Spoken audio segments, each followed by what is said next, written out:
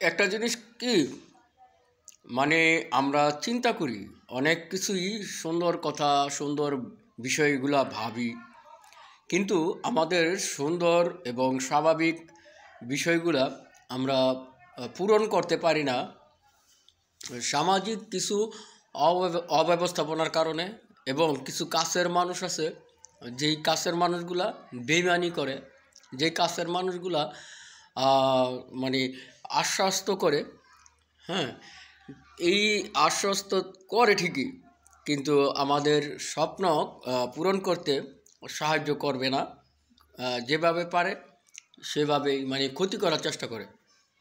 আমি সব মানুষকে বলবো না, কিছু মানুষ আছে যে তারা ভাবে যে এই ওরে ওকে মানে সাহায্য করা যাবে না।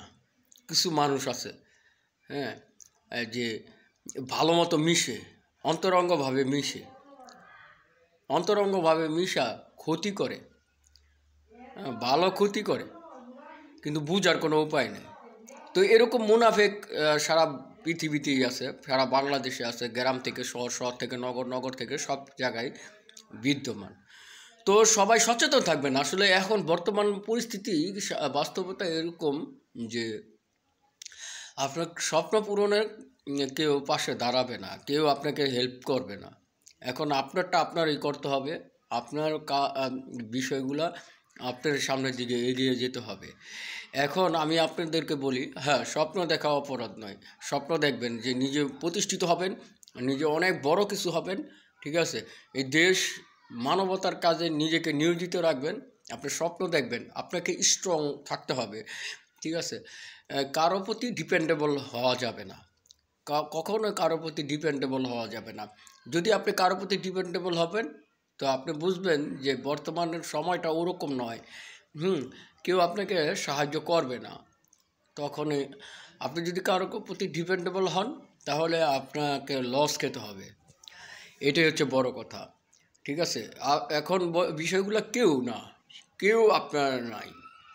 আপনাকে আপনার মতোই চলতে হবে। আপনাকে আপনার নিজের গতিতে আপনাকে এগিয়ে যেতে হবে। আপনাকে আপনার নিজের গতিতে এগিয়ে যেতে হবে এবং নিজের মতো করে চলতে হবে। হ্যাঁ, এখন ওরকম আগে যেরকম একটা জমানা ছিল যে আপনি বিপদে পড়ছেন, আপনার পাশে দাঁড়াইছে। এখন আপনি বিপদে পড়বেন, পাশে দাঁড়ানোর মতো মানুষ নাই। আপনার পরিবার থেকে শুরু করে বন্ধু বান্ধব, আত্মীয় স্বজন, দেশবাসী, গ্রামগঞ্জ, শহর জায়গায়, সব জায়গায় কেউ নাই, ঠিক আছে? আমার কথাগুলো বাস্তব, একদম বাস্তব কথা বলতেছি। আপনি স্বপ্ন দেখছেন, আপনি কিছু একটা হবেন, বা আপনি পারতাছেন, যে একটুখানি সাপোর্টের দরকার, সেই একটুখানি সাপোর্ট দেওয়ার মতো মানুষ নাই। এখন আপনাকে আপনার মতো এগিয়ে যেতে হবে।